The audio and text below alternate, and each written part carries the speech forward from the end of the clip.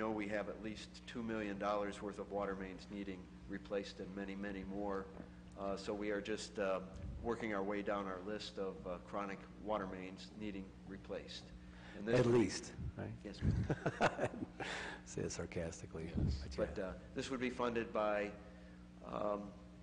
water funds, and we're applying for a $2 million grant from OPWC and a loan from the Ohio EPA as well through their water supply revolving loan account.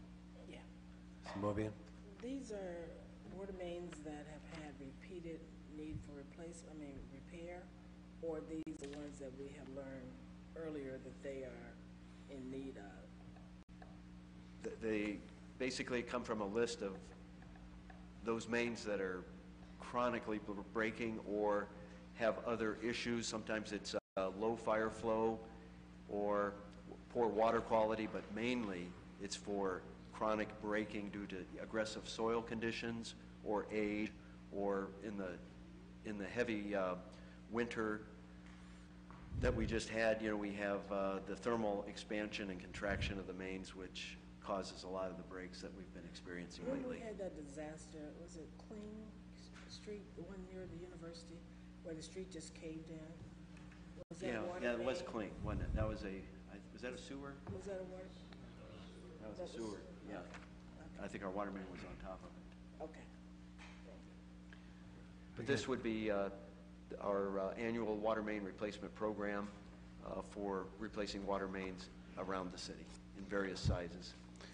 To answer that question a little further, over the last couple of years, Water has completed a program that essentially takes the GIS information that I described earlier and puts it into some computer algorithms that look at the age of the pipe, the type of the pipe, the break history of the pipe, the location of the pipe relative to critical structures like hospitals, schools, railroads, interstates, and essentially it tells us these are the projects you need to do now.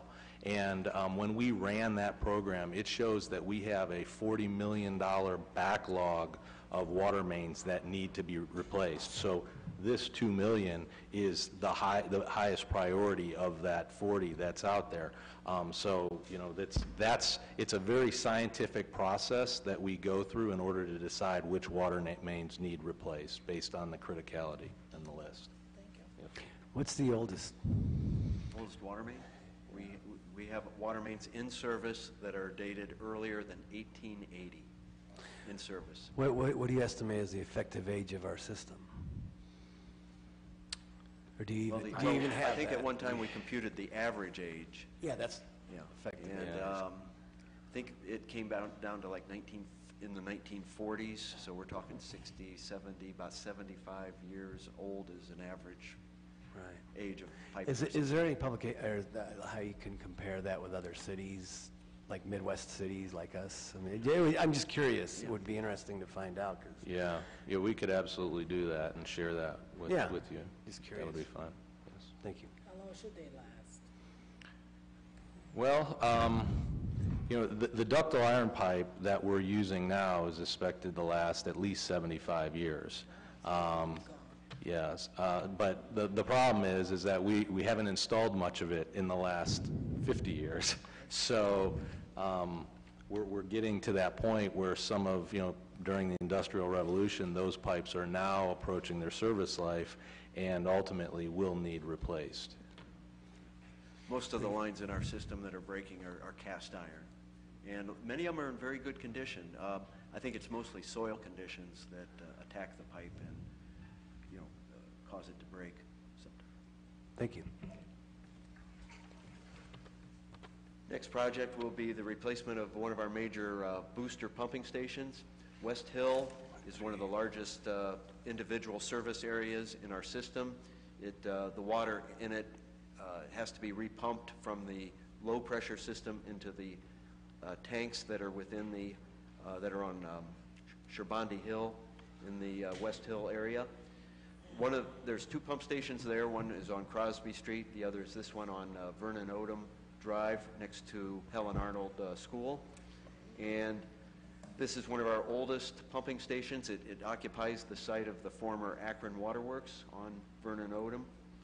And it's quite old. I think it was built in the teens of the last century, and is in dire need of replacement due to structural failure of the northeast corner.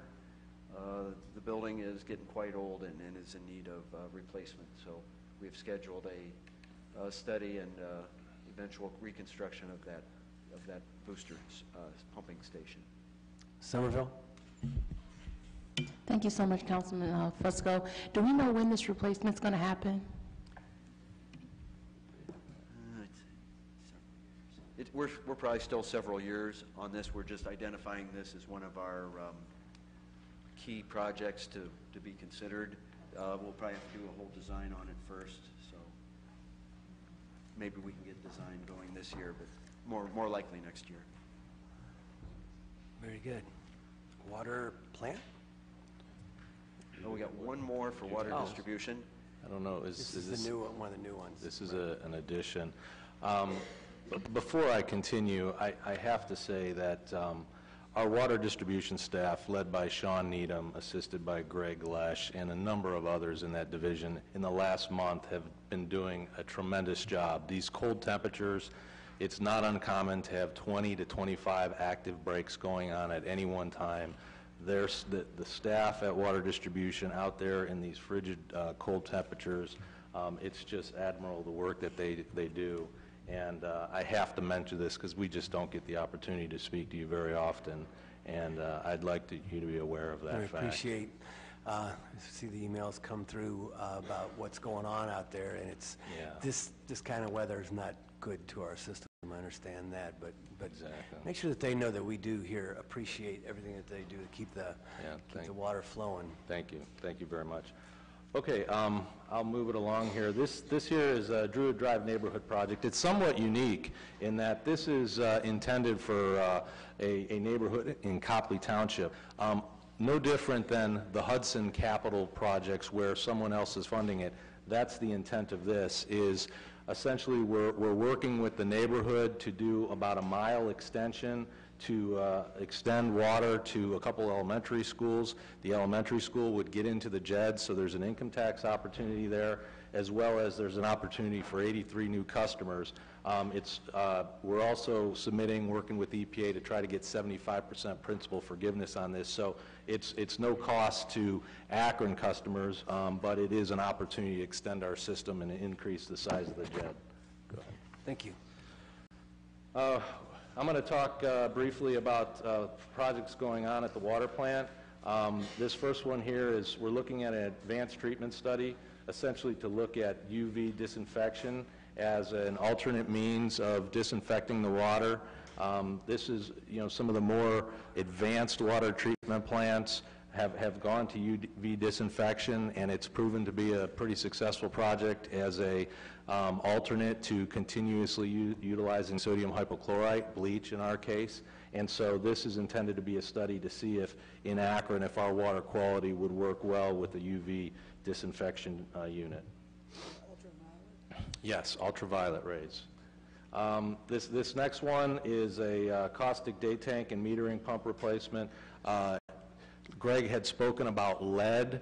All right, we are very confident in our corrosion control program. Even though there are still customers with lead services, we have a corrosion control program, and one of the main important ingredients of that is caustic soda, because caustic actually makes sure that the pH is exactly where it needs to be in order to prevent the corrosion of the interior linings of these lead pipes. So this project here is to replace tanks and metering pumps that were put in as part of a 2003 project. So they've reached their service life now at 15 years old, and so the project is to replace those. Okay. This next one here is it's a discharge header valve automation project. So what this is for is that if the water plant were to immediately shut down, all right, the water plant essentially is sitting lower than the elevations of some of these tanks, the Newton Street Reservoir and the Talmadge Lowboys. So you have this wall of water, essentially a large water hammer that could come back and hit the plant. And so the intent of these surge protection valves is to essentially release that water hammer into an outlet stream that we have near the plant and essentially protect the plant, the clear wells, all the equipment and such in that. So they're due to be maintained, upgraded, and that's the intent of this project. This next project is a $1.8 million project, and it's been under design the latter part of 2017, and ultimately what this is for is to essentially deal with a number of it helps in disinfection byproducts. So, you know, when you treat water with sodium hypochlorite and chlorine, there are byproducts that are produced. This project could improve on those. Algal toxins and the harmful algal blooms that we hear a lot about in Lake Erie, we're not immune to those in Lake Rockwell. We've been doing a great job in managing and preventing that being an issue in our drinking water, but it takes powder activated carbon in order to prevent that from happening. And it also, for taste, odor, and discoloration as well, all three of those could be improved with this pre-treatment facility upgrade. The filtration building was put in, well, the plant started operation in about 1915, and it started with 10 filters, and then in 17 they added 5 more, and then in 20 they added 10 more, for a total of 25 filters. So all the filters are at least pushing 100 years old, and so we've been doing a great job upgrading it and making improvements to it. But one of the things that we're finding in this building is the ventilation is poor, and so what we intend to do with this is, and you can see it in your image there, there's a number of vent stacks that exist in that building, so we need to correct those and keep the humidity and moisture because of the amount of technical equipment that exists in that building. Same way on this one, there's an image of the filter building, and the windows are all very inefficient and such, so we want to get those replaced as well as part of the project. And you can see that these windows are all glass block, outdated glass block. Sims? Yes. Thank you, Mr. Chairman. So are the stacks replaced, or those just adapted? Those actually were put in as part of the original construction as a way, and you could see them here. And they're intended to essentially keep the air traveling through it, to prevent the buildup of moisture and such, to essentially, there's chemicals that are fed just upstream of it, so you get an odor of chlorine, an odor of chlorine dioxide, and so for the safety of the employees as well, we need to make sure that these are acting. So when, when it's not raining, all right, they're releasing, and then when it rains, the humidity and the moisture doesn't get into the building. So I was just actually, for just the cost, $190,000, are we replacing those, or are we just adapting them? So oh, I'm sorry. Yeah, that cost is to replace those. replace all of them? Replace Okay. those, correct. Thank you.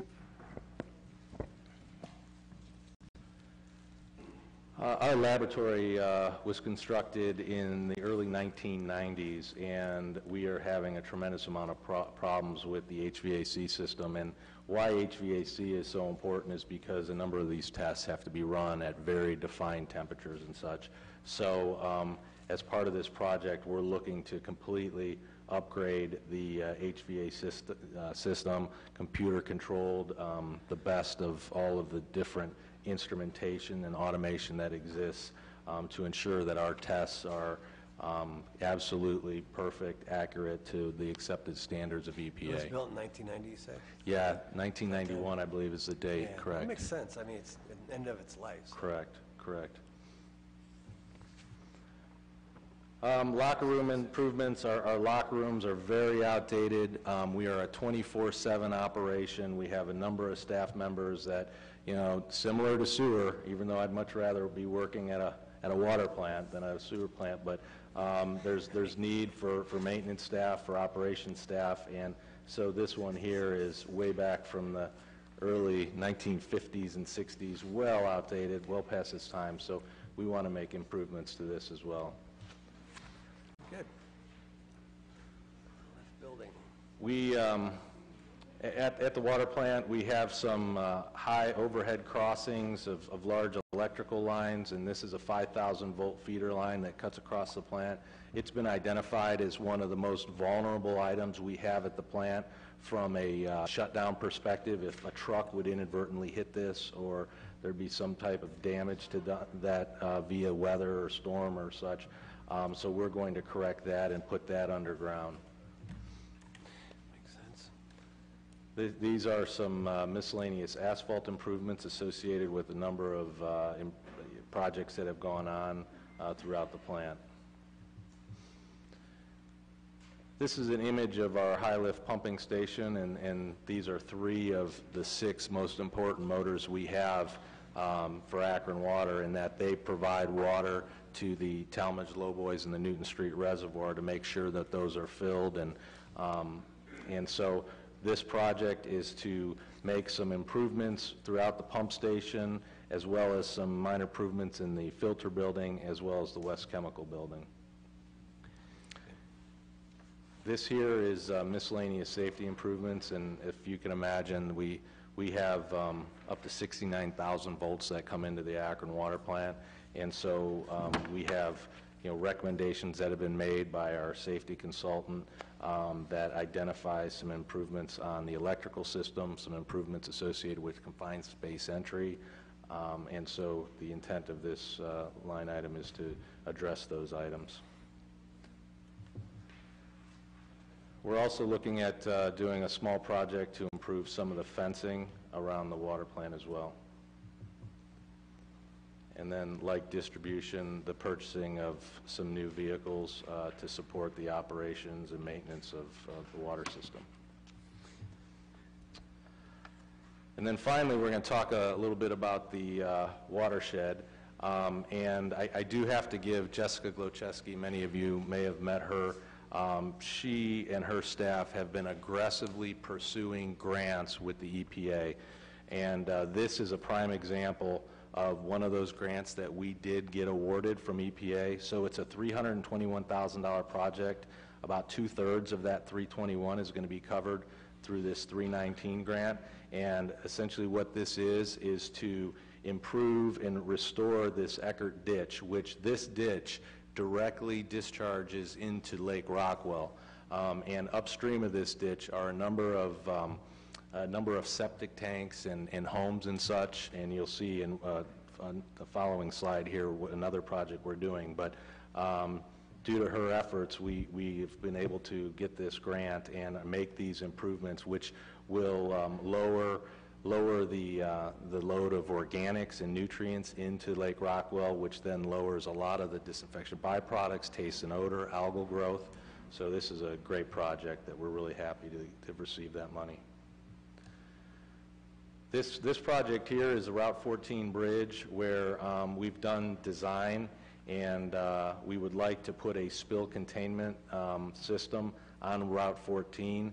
This is a main thoroughfare from Streetsboro to Ravenna, and you may have heard recently in the news that the bridge over Route 14 had unexpectedly collapsed about 8 inches to where it was shut down for months.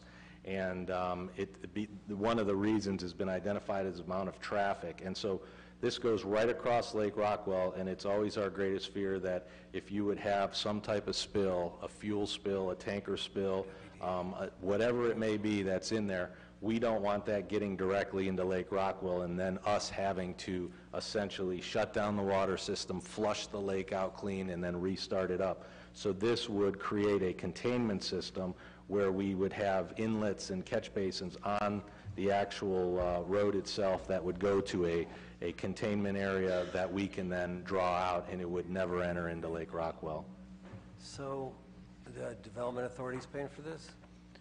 We intend to apply for a loan from the OWDA in order to get that covered for a low interest, but there is going to be no grant funding on this.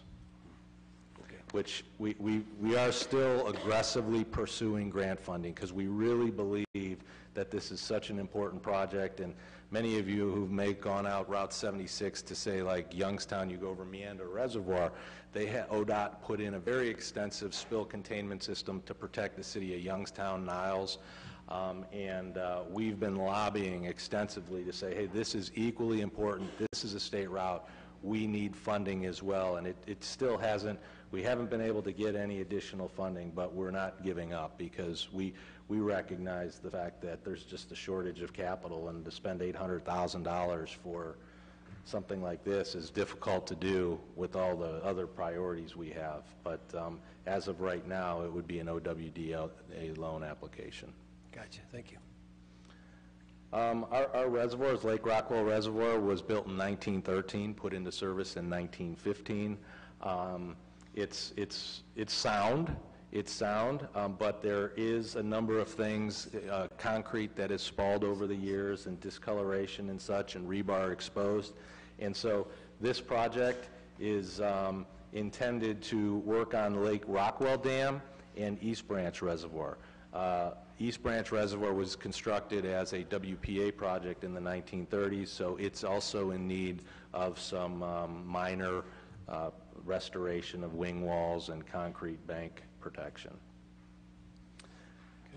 This slide here is another Eckert Ditch project, and once again, because of the efforts of Jessica and the Watershed staff, they applied for a $1 million loan and were able, or a grant, and they were able to get $776,000.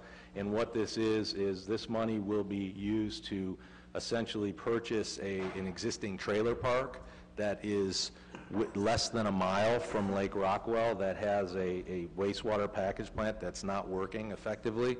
So we are going to eliminate that, and then as part of this, receiving this $776,000 grant, we have to commit to that property being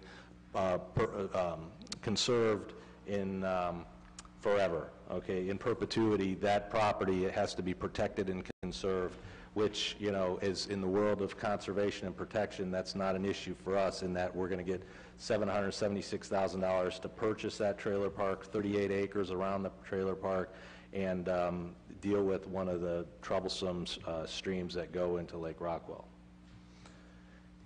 And that was the final slide. So thank you very much. Thank you. Thank you. Mr. Neal? Thanks, Mr. Chairman. Thanks for what was shared. I was just kind of, the numbers started adding up. And the $800,000 project, the one on the state route? Correct. And you said we had to take out a loan to finance that?